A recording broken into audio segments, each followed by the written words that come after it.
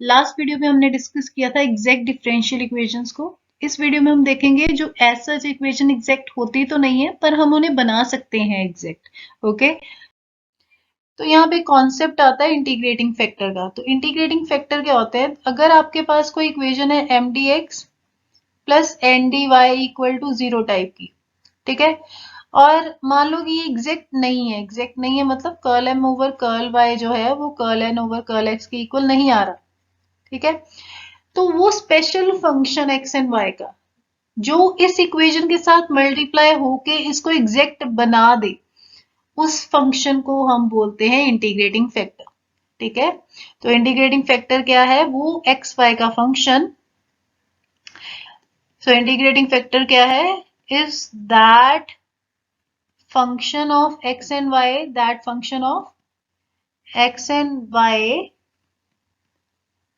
such that if we multiply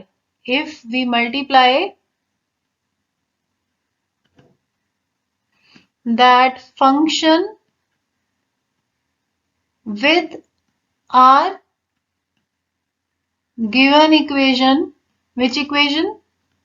M dx plus n dy equals to 0, then the updated equation will be exact equation. Okay, so integrating factor is that function of x and y, so that if you multiply that function with the given equation m dx plus n dy equals to 0, then the updated equation will be an exact equation. Okay जी, so इसको हम ना एक example के साथ समझते हैं। Now let's consider this कि हमारे पास है y dx minus x d y equals to 0। तो अगर मैं इसको कंपेयर करूं m d x plus n d y equals to 0 के साथ, तो m क्या होगा हमारा? y और n होगा माइनस एक्स, ठीक है। तो curl m over curl y हम अगर निकाले तो वो आएगा 1, और curl n over curl x क्या आएगा? अगर इसको डिफरेंशिएट करें विद रिस्पेक्ट टू x वो आएगा माइनस 1। तो curl m over curl y तो नहीं इक्वल यहाँ पे curl n over curl x के, मतलब ये इक्वेशन एज सच एग्जैक्ट तो नहीं है। तो मैं आपको एक फंक्शन बता रही हूँ जिसके साथ इसको अगर मल्टीप्लाई करोगे तो ये एग्जैक्ट बन जाएगी, ठीक है। और वो फंक्शन है 1/x², ठीक है। तो अगर मैं इस इक्वेशन को 1/x² के साथ मल्टीप्लाई करती हूँ तो क्या आएगा? तो आएगा हमारे पास y/x² dx minus 1/x dy equal to 0। तो ये मेरा अपडेटेड इक्वेशन है। ये रहा मेरा m और अलॉन्ग विद दिस नेगेटिव ये रहा मेरा n। तो अब अगर मैं curl m over curl y निकालू तो क्या आएगा? y/x², इसको अगर मैं y के साथ डिफरेंशिएट करूंगी तो आएगा 1/x²। सिमिलरली अगर मैं माइनस 1/x को डिफरेंशिएट करूंगी partially with respect to x तो क्या आएगा? माइनस ये वाला एज सच, और यहाँ पे आएगा x, क्योंकि 1/x का मतलब क्या है? 1/x का मतलब है x पावर -1, तो यहाँ पे -1 आगे आ जाएगा, x पावर -1 हो जाएगी, ये कैंसिल हो गया नेगेटिव, तो ये आपके पास आएगा 1/x²। तो आप देख सकते हो curl m over curl y is equal to curl n over curl x। तो ये इक्वेशन जो पहले एग्जैक्ट नहीं थी, पर जब इसको मैंने 1/x² के साथ मल्टीप्लाई किया तो जो नई इक्वेशन आई है हमारे पास ये एग्जैक्ट है, ठीक है। तो ऐसा फंक्शन जो आपकी जो एग्जैक्ट इक्वेशन नहीं थी उसके साथ मल्टीप्लाई होके उसको एग्जैक्ट बना दो, उसको हम इंटीग्रेटिंग फैक्टर बोलते हैं। तो यहाँ पे जो ये 1/x² है ना, ये हमारा इंटीग्रेटिंग फैक्टर है इस इक्वेशन के लिए। Okay, so 1/x² is an integrating factor of which equation? Y dx minus x dy equals to 0। पर यहाँ पे जो इम्पोर्टेंट बात है वो ये कि जरूरी नहीं है कि आपके पास एक ही इंटीग्रेटिंग फैक्टर हो, मतलब जरूरी नहीं है कि एक ही आपके पास ऐसा फंक्शन हो जो आपकी इक्वेशन को एग्जैक्ट बना दे। एक से ज्यादा भी हो सकते हैं, ठीक है। फॉर एग्जाम्पल अगर इसी एग्जाम्पल की मैं बात करूं, तो अगर मैं इसको मल्टीप्लाई करती हूँ 1/xy के साथ तो क्या आएगा? तो ये आएगा हमारे पास 1/x dx minus 1/y dy equals to 0। ठीक है, तो ये हमारा 1/x जो है अपडेटेड m है और माइनस 1/x y जो है ये हमारा अपडेटेड n है। तो curl m over curl y क्या होगा? भाई ये तो 1/x है, 1/x को पार्शियली डिफरेंशिएट करोगे y के साथ तो x तो वैसे भी कांस्टेंट है तो 0 आएगा। Similarly curl n over curl x, तो माइनस 1/y, ये तो y का फंक्शन है, इसको x के साथ करोगे तो क्या आएगा? 0 आएगा। ठीक है, तो curl m over curl y equal आ गया curl n over curl x की। ठीक है, बोथ आर 0। तो पहले तो ये नहीं थी एग्जैक्ट, पर ये एग्जैक्ट बन गई किस फंक्शन के साथ मल्टीप्लाई करने पे? 1 ओवर एक्स वाई। ओके, तो 1 over x into y is also an integrating factor of what? y dx minus x dy equals to 0। ठीक है, तो जरूरी नहीं है कि एक ही हमारे पास इंटीग्रेटिंग फैक्टर आए, एक से ज्यादा भी हो सकते हैं। पर ये तो बहुत सिंपल सी इक्वेशन थी। ठीक है, तो मेरे को पता था कि क्या मैं फंक्शन ले सकती हूँ ताकि ये कंडीशन फुलफिल हो जाए। पर अगर हमारे पास कोई कॉम्प्लिकेटेड सी इक्वेशन आ जाए और मैं बोलूँ कि मेरे को ऐसा कुछ फंक्शन ढूंढना है जिसके साथ मल्टीप्लाई करने पे इक्वेशन एग्जैक्ट बन जाए, तो उसके लिए हम क्या करेंगे? तो हमारे पास कुछ रूल्स हैं जो हम आगे चल के देखेंगे। फाइन, तो let's do those rules. Rules करने से पहले हमें एक कॉन्सेप्ट के बारे में जानना होगा, वो है होमोजीनियस फंक्शन। तो होमोजीनियस फंक्शन क्या होते हैं? होमोजीनियस फंक्शन होता है कि अगर आपके पास कोई फंक्शन दे रखा हो एफ एक्स वाई, मान लो कि वो फंक्शन है x cube plus y cube over x minus y. ठीक है, तो अगर हम x की जगह पे tx प्लेस कर दे और y की जगह पे ty प्लेस कर दे उस फंक्शन में, और उसके बाद अगर आप उस फंक्शन को इस फॉर्म में रिप्रेजेंट कर पाओ t power n into same function, अगर इस फॉर्म को हम इस तरह से लिख पाए तो हम बोलेंगे कि एफ एक्स वाई जो है ये होमोजीनियस है, होमोजीनियस फंक्शन है। Okay, of degree n। ठीक है, ऑफ डिग्री n। अब ये हम चेक करते हैं इस फंक्शन के लिए क्या ये होमोजीनियस है या नहीं। तो अगर मैं यहाँ पे x की जगह पे tx और y की जगह पे ty डाल दूं तो क्या आएगा? So f t x t y will be equals to, यहाँ पे हमारे पास x की जगह पे अब होगा t x whole cube, y की जगह पे होगा t y whole cube over t x minus t y. All right, अब यहाँ से हमने टी क्यूब कॉमन निकाला न्यूमिनेटर से, अंदर हमारे पास बचा x cube plus y cube, और नीचे से हमने t कॉमन निकाला, क्या बचा? x minus y. ये t और ये कैंसिल हो गया, क्या बचा? T square x cube plus y cube x minus y. ठीक है, अब ये क्या है? ये तो हमारा सेम फंक्शन है f, गिवन फंक्शन, सो ये आ गया टी स्क्वायर एक्स वाई। तो मतलब इस फंक्शन में जब हमने t x t y replace किया तो ये निकल के आया t square f of x y. मतलब ये कंडीशन जो हमने बोली थी ये सेटिस्फाई हो रही है। दैट मीन्स कि ये जो गिवन फंक्शन है this is homogeneous function of degree 2। ठीक है, तो ये जो फंक्शन हमें गिवन दिया हुआ है this is homogeneous function of degree 2। Fine, पर ये इतना लंबा प्रोसेस, हालांकि हमें पता तो होना चाहिए, डेफिनेशन पता होनी चाहिए होमोजीनियस फंक्शन की, पर हम थोड़ा सा अपना टाइम सेव कर सकते हैं। ओके, तो शॉर्ट ट्रिक है जिससे हम पता कर सकते हैं कि क्या गिवन फंक्शन जो है वो होमोजीनियस है या नहीं। देखते हैं वो शॉर्ट ट्रिक क्या है। तो अगर आपके पास सिंपल सा कोई पॉलिनोमियल है, जैसे कि ये हमारे पास सिंपल पॉलिनोमियल है, ओके, और इसमें कोई भी एक्सपोनेंशियल, कोई लॉगरिदमिक और कोई ट्रिग्नोमेट्रिक फंक्शन नहीं है, तो इस केस में हम सिंपली पता कर सकते हैं कि क्या ये होमोजीनियस है या नहीं। कैसे? आप क्या करो, हर एक टर्म का टोटल पावर काउंट करो। तो अगर मैं ये पहली टर्म है इसकी पावर देखूं तो 2 है। ठीक है, अब सेकेंड टर्म ये है, इसमें अगर मैं टोटल पावर काउंट करूं तो एक x की पावर है, एक ही y की पावर है, तो टोटल मिला के हुई 2। राइट, अब यहाँ पे अकेला y है, थर्ड टर्म है और इसकी भी पावर 2 है। ये हमारी फोर्थ टर्म है और इसमें भी टोटल पावर जो है वो 2 ही है। तो अगर मैं चारों की चारों टर्म्स इस इक्वेशन की देखूं तो सब में पावर क्या है? 2 है। Right, so this is homogeneous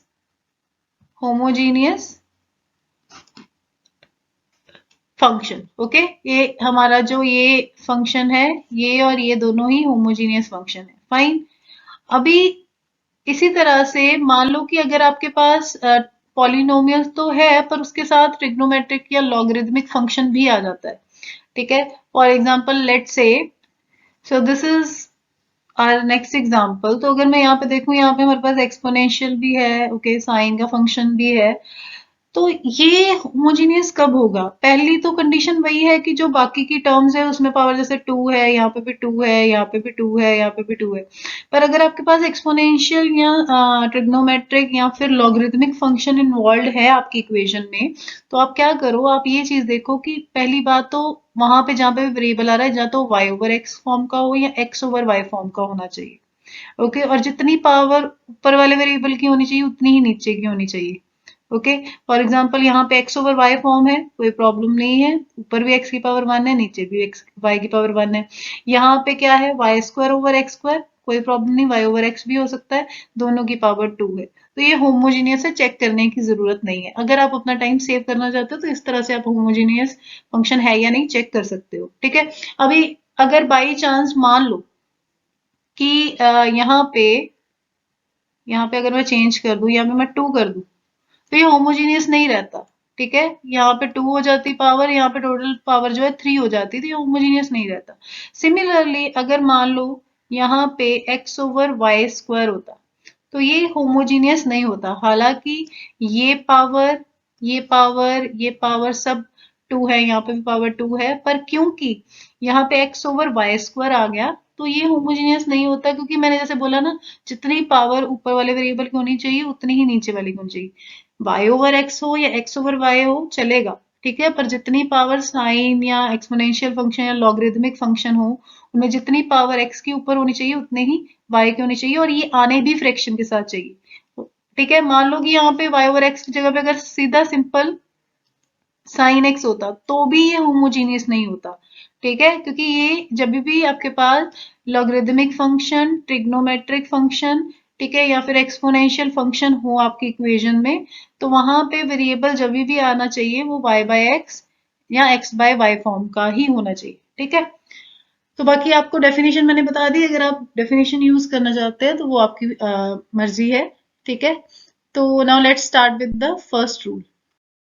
So rule number one says that if your m and n both are homogeneous function of same order, तो हमारा इंटीग्रेटिंग फैक्टर क्या होगा, 1 over m x plus n y, provided कि m x plus n y जो है वो non zero हो। ठीक है, अब एक क्वेश्चन देखते हैं। So this is a question. तो पहले अगर मैं इसको कंपेयर करूं m d x plus n d y के साथ, तो what is my m and n? M है मेरा x square y minus 2x y square, और n है मेरा minus x cube minus 3x square y. Correct. अभी हमें क्या करना है, curl m over curl y निकालना है। तो अगर मैं इसको डिफ्रेंशिएट करूं विद रिस्पेक्ट टू y तो क्या आएगा, एक्स स्क्वायर माइनस 4xy। और अगर इसको डिफ्रेंशिएट करूं मैं x के साथ तो क्या आएगा, minus 3x square minus 6xy। Right, अब ये दोनों तो इक्वल नहीं आए, so curl m over curl y is not equal to curl n over curl x। This implies given equation जो है वो एग्जैक्ट नहीं है, given equation is not exact. Fine, तो अगर ये एग्जैक्ट नहीं है तो एग्जैक्ट बनाने के लिए हमें इंटीग्रेटिंग फैक्टर लगाना पड़ेगा। पर इंटीग्रेटिंग फैक्टर का रूल नंबर 1 कहता है कि ये इंटीग्रेटिंग फैक्टर आप तब यूज कर सकते हो अगर आपका m और n दोनों ही होमोजीनियस फंक्शन हो, सेम ऑर्डर या बोल सकते हो सेम डिग्री के। ठीक है, तो यहाँ पे ये सिंपल सा पॉलिनोमियल ही तो है, इसमें ना कोई एक्सपोनेंशियल फंक्शन है, ना इसमें लॉगरिदमिक है, ना ट्रिग्नोमेट्रिक है। तो सिंपल फॉर्म में हम चेक कर सकते हैं by just calculating the total power of the terms. तो ये मेरी पहली टर्म है, इसमें टोटल पावर क्या है, x की 2 है, y की 1 है, तो टोटल 3 हो गया। यहाँ पे भी x की 1 है, y की 2 हो गई, टोटल 3। यहाँ पे x की 3 है, यहाँ पे भी टोटल पावर 3 है। तो सारी की सारी टर्म जितनी भी इस इक्वेशन में इन्वॉल्व है उनकी टोटल जो अगर पावर देखी जाए वो 3 आ रही है। इसका मतलब ये होमोजीनियस है। ठीक है, m एंड n दोनों ही होमोजीनियस है। तो रूल नंबर 1 जो है वो हम अप्लाई कर सकते हैं। तो उसके लिए इंटीग्रेटिंग फैक्टर क्या होगा, integrating factor will be 1 over m x plus n y. हमें m की वैल्यू पता है, हमें n की भी वैल्यू पता है, वो हम यहाँ पे सब्स्टिट्यूट करेंगे तो क्या आएगा 1/, व्हाट इज योर m, ये है हमारा m, ठीक है। So x square y minus 2x² into x, fine. अब ये नेगेटिव अंदर ले जाते हैं तो हमारा n क्या होगा -x³ plus 3x² y into Y, ये वाला y। अब इसको सॉल्व करते तो क्या आएगा 1 ये x और ये मल्टीप्लाई हुआ तो x³ y माइनस ये x into this 2x²y², okay. यहाँ पे ये y इसके साथ मल्टीप्लाई हुआ तो -x³ y, एंड देन ये इसके साथ दोबारा से मल्टीप्लाई करोगे तो क्या आएगा 3x²y², okay, this is square. These two things will be cancelled, तो आंसर क्या आएगा हमारे पास, so the answer is 3x² minus 2x²y², so integrating factor is 1/x²y², ठीक है। तो this is our integrating factor, और इंटीग्रेटिंग फैक्टर के साथ करते क्या है, गिवन इक्वेशन को इंटीग्रेटिंग फैक्टर के साथ मल्टीप्लाई करते हैं, और जो नई इक्वेशन आती है वो क्या होगी, वो हमारी अपडेटेड इक्वेशन जो होगी वो एग्जैक्ट इक्वेशन होगी, ठीक है। सो लेट्स सी कैसे हम उसको सॉल्व करेंगे। सो लेट्स मल्टीप्लाई दिस, तो ये हमारे पास आया, जब ये इसके साथ मल्टीप्लाई होगा तो you will gate 1/y minus, जब ये इसके साथ मल्टीप्लाई होगा तो आपके पास आएगा 2/x dx माइनस, यहाँ पे हमारे पास क्या आएगा, जब ये इसके साथ मल्टीप्लाई होगा तो आपके पास आएगा x/y², और जब यही इसके साथ मल्टीप्लाई होगा तो क्या आएगा -3/y dy, fine. So this is my updated equation. तो अब हम चाहे तो उसको दोबारा से चेक कर सकते हैं। तो this is my updated m, okay, और अलोंग विद नेगेटिव ये हमारा हो गया अपडेटेड n। तो m क्या है 1/y माइनस 2/x, और n हमारा अपडेटेड क्या आया है -x/y² माइनस 3/y। देखो ये हमें जरूरत नहीं है दोबारा से चेक करने की कि क्या हमारा curl m over curl y equal आता है curl n over curl x के या नहीं, पर क्योंकि ये हमारी पहली एग्जांपल है इसलिए मैं आपको ये करके दिखा रही हूँ, पर बाद में हम ये स्टेप नहीं किया करेंगे, ओके। अगर इसको मैं डिफ्रेंशिएट करती हूँ विद रिस्पेक्ट टू y, तो 2/x तो कांस्टेंट है, ये तो 0 हो जाएगा। 1/y की डिफ्रेंसिएशन क्या होगी -1/y²। इसी तरह से ये हमारा n है, इसका 3/y को अगर आप डेरिवेटिव करोगे विद रिस्पेक्ट टू x वो तो 0 हो जाएगा। तो सिर्फ जो पहली टर्म है ये वाली, इसको अगर हम डिफ्रेंशिएट करते हैं विद रिस्पेक्ट टू x तो क्या आएगा, एक तो माइनस ये आएगा और साथ में x का हो गया 1 और y²। तो आप देख सकते हैं curl m over curl y curl n over curl x के इक्वल आ गया, ठीक है। So here curl m over curl y is equal to curl n over curl x, मतलब ये जो इक्वेशन आई है अब ये वाली इक्वेशन जो है आपकी एग्जैक्ट है। तो हमें पता है इसका सोल्यूशन कैसे लिखते हैं, व्हाट इज द सोल्यूशन, तो ये होता है हमारा सोल्यूशन, ठीक है। ये हमारा m है और along with this negative this is our n, ठीक है। तो m dx by keeping y constant हमें सोल्यूशन निकालना, तो m है हमारा 1/y minus 2/x dx y constant, okay. And यहाँ पे हम डालेंगे terms in n not containing x, तो इस n में x के बिना इक्वेशन टर्म कौन सी है, तो ये यहाँ पे तो x है, ये रही हमारी टर्म विदाउट x, ठीक है। अब ये माइनस भी है बाहर, तो इसका मतलब जो टर्म है n में विदाउट x वो क्या है 3/y, ओके, dy, इसको इंटीग्रेट करना with respect to y equal to constant c, alright. अब इसको करेंगे हम इंटीग्रेट, तो क्या आएगा 1/y की इंटीग्रेशन क्या होगी, हम कर तो x के साथ रहे तो 1/y इज कांस्टेंट, तो ये आएगी x/y, ओके। 2/x की क्या आएगी माइनस एस, 2/x की आएगी log x, ठीक है जी, प्लस 3/y की विद रिस्पेक्ट टू y क्या आएगी 3 log y equal to constant c, alright. अब नेक्स्ट आप इसको और सिंप्लीफाई कर सकते हैं, x/y एज सच, यहाँ पे इन दोनों को हम मर्ज कर सकते हैं, तो ये आएगा माइनस log x², ये हमने log का फॉर्मूला अप्लाई किया है, a log b is equal to log b power a, okay. तो यहाँ पे ये जो 2 है ये a की जगह पे है तो x की पावर में आ गया, प्लस यहाँ पे भी यही फॉर्मूला लगेगा log y cube equal to c। अब log का एक और फॉर्मूला होता है log a minus log b is equal to log a over b, तो आप ये भी लगा सकते हो इन दोनों पे, तो ये आ जाएगा आपके पास x/y plus log y cube over x square equals to C.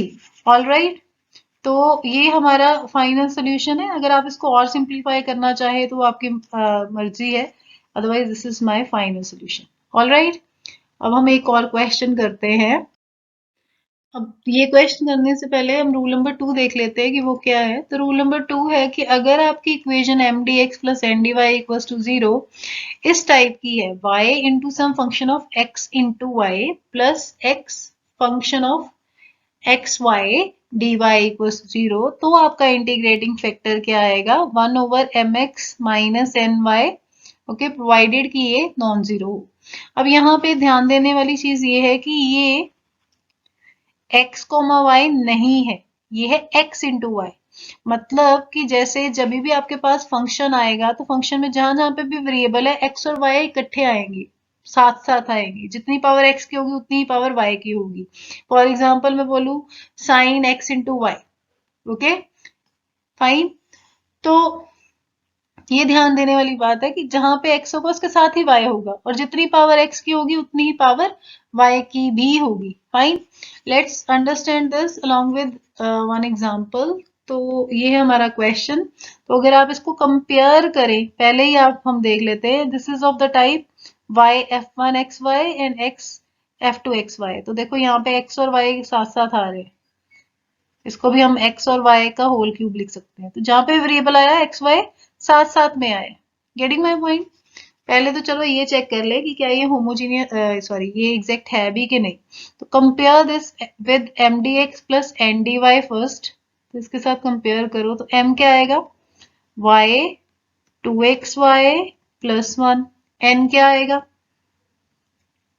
x 1 plus 2xy minus x cube y cube. ठीक है जी, इसको हम थोड़ा सा और सिंप्लीफाई कर लेते हैं। तो m आएगा 2x square, sorry not x square, 2xy square plus y, और n हमारा आएगा x plus 2x square y minus x power 4 y cube. अब एग्जैक्टनेस चेक करने के लिए हमें चाहिए curl m over curl y।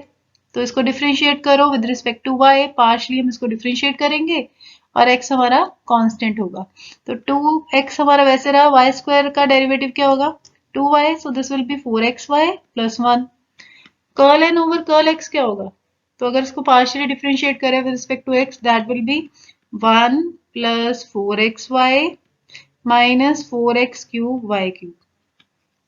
तो ये दोनों तो इक्वल नहीं आ रहे, curl m over curl y is not equal to curl n over curl x। तो इसका मतलब ये जो गिवन इक्वेशन है, so given equation is not exact, given equation is not exact. Fine, तो एग्जैक्ट नहीं है, तो एग्जैक्ट बनाने के लिए हमें इंटीग्रेटिंग फैक्टर चाहिए होगा। ठीक है, तो पहले देखते हैं कि इस पे रूल नंबर 1 लग सकता है। तो रूल नंबर 1 कहता है कि आपका जो m और n है दोनों ही होमोजीनियस होने चाहिए, सेम डिग्री के, राइट, होमोजीनियस होने चाहिए। तो क्या ये होमोजीनियस है, चेक करते हैं। तो देखो अगर मैं पहली टर्म की बात करूँ, टोटल पावर कितनी है, ये y इसके साथ मल्टीप्लाई होगा तो ये आ जाएगा 1 पावर इसकी 2 इसकी, टोटल पावर है 3। ठीक है, और ये जो नेक्स्ट टर्म है इसमें तो पावर है ही नहीं, तो इसके में तो 0 है पावर, राइट। सेम हेयर, यहाँ पे सॉरी नॉट 0, ये y इसके साथ जाएगा तो ये पावर 1 हो जाएगी। ठीक है, यहाँ पे भी पावर 1 होगी क्योंकि x इंटू 1, चलो इसको मल्टीप्लाई ही करके देखते हैं पहले। तो ये क्या आया 2xy square plus y dx plus x plus 2x square y minus x power 4 y cube dy equal to 0। तो इस पहली टर्म की कितनी पावर है 3। ठीक है, क्योंकि 1 इसकी है 2 इसकी है, इसकी कितनी है 1। ठीक है, तो वैसे यहीं से हमें आगे चेक करने की जरूरत नहीं है, क्योंकि होमोजीनियस होता तो हर टर्म की पावर सेम होनी चाहिए। ठीक है, पर यहाँ पे इसकी 3 आ रही है और इसकी 1 आ रही है, तो ये होमोजीनियस नहीं है। तो रूल नंबर 1 तो नहीं लग सकता इंटीग्रेटिंग फैक्टर के लिए। अब चलते हैं रूल नंबर 2 पे। तो रूल नंबर 2 कहता है अगर y into function of x y plus x into function of x y हो तो काम चल सकता है, तो आप रूल नंबर 2 लगा सकते हो। और यहाँ पे अगर हम ऑब्जर्व करें तो यहाँ पे y है 2xy आ रहा है, बिल्कुल ये फंक्शन ऑफ xy है, और यहाँ पे भी x इंटू ये जो फंक्शन है पूरा का पूरा ये function of x into why he है। ठीक है, तो रूल नंबर 2 की जो रिक्वायरमेंट है वो फुलफिल हो रही है, तो मतलब हम इंटीग्रेटिंग फैक्टर निकाल सकते हैं by using the rule number 2। So integrating factor is 1 by mx minus ny। Okay, so m and n की वैल्यू हमारे पास है, हम सब्स्टिट्यूट कर देते हैं। What is m?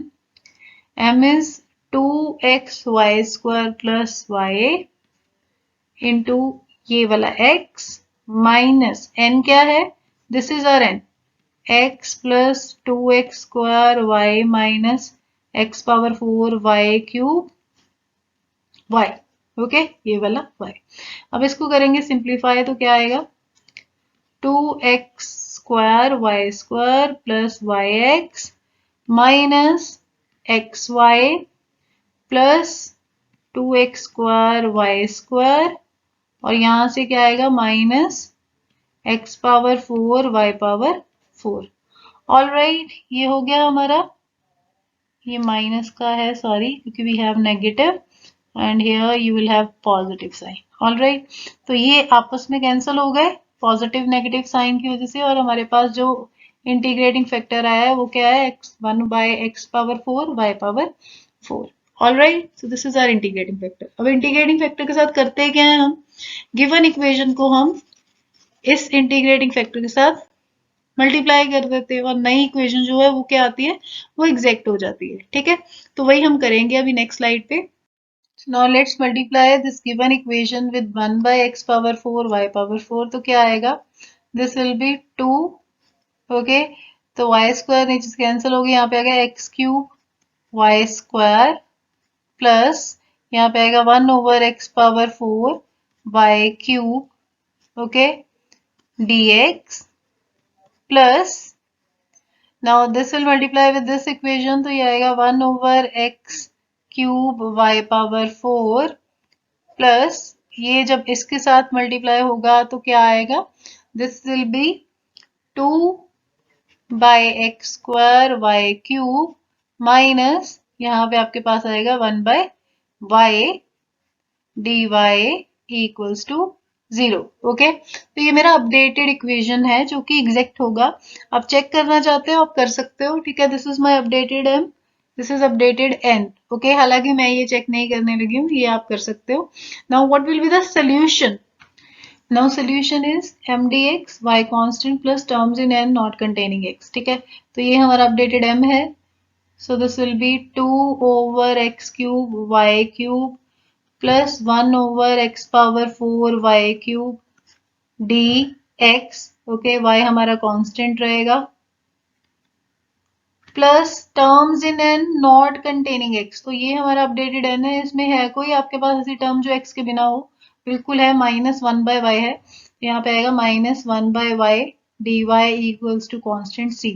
ठीक है, अब इसकी करेंगे हम इंटीग्रेशन, तो इसको तो हमने x के साथ इंटीग्रेट करना है, y जो है वो कांस्टेंट है, तो ये आएगा 2 बाय वाई क्यूब, तो हमारा रहा एस सच। ठीक है, ये 1 बाय एक्स क्यूब जो था इसका क्या आएगा, x पावर -3 प्लस 1 और नीचे आएगा -2। ओके, प्लस यहाँ पे 1 by y cube as such, क्योंकि ये तो कांस्टेंट है, और 1 बाय एक्स पावर 4 का जब इंटीग्रेट करोगे तो क्या आएगा, -4 प्लस 1। ओके, प्लस इसका -1 बाय वाई को हमने इंटीग्रेट करना विद रिस्पेक्ट टू वाई, तो ये आएगा log y along with negative. Okay, equals to constant c। अब इसको सिंप्लीफाई कर लेते हैं थोड़ा सा। ओके, तो क्या आएगा हमारे पास, I am going to write it here. Okay, तो ये आएगा, ये 2 और ये 2 कैंसिल हो गया और हमारे पास क्या आएगा, -1 बाय, यहाँ पे x की पावर 2 आएगी, ओके, सो x power 2 means x square y cube. All right, और यहाँ पे ये आ गया हमारे पास -3, सो -1/3 y क्यूब, और यहाँ से x की पावर होगी -3, पर जब इसको डिनोमिनेटर में ले आओगे तो वो हो जाएगी cube. Fine, minus log y equal to c।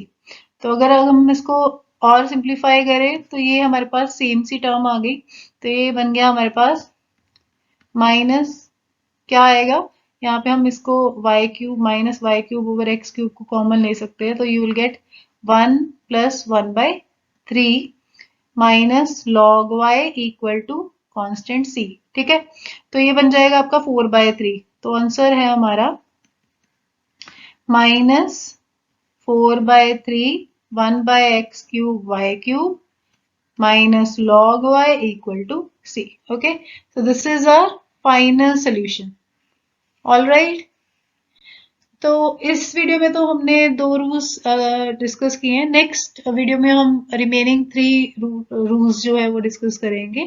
Fine, so thank you very much. I see you in the next video.